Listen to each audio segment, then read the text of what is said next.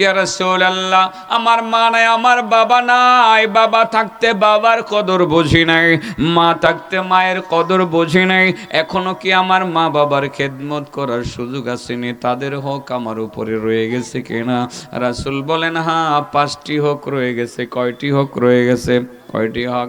1 number হক হইল আসসালাতু আসসালাতু আসসালাতু আলাইহিমা। 1 নাম্বার হলো মা বাবার জন্য দোয়া করা, এটা তাদের হক তোমাদের উপর। তোমরা তাদের জন্য দোয়া করবে, মা বাবার জন্য তোমরা দোয়া করবে। মারা গেছে মা বাপ, তোমার হক এখনো যায় নাই, তুমি তার জন্য দোয়া করবা। কিভাবে দোয়া করতে হবে আল্লাহ দোয়াটাও শিখাই দিছে, আমি পড়ছিলাম, আবার পড়েন।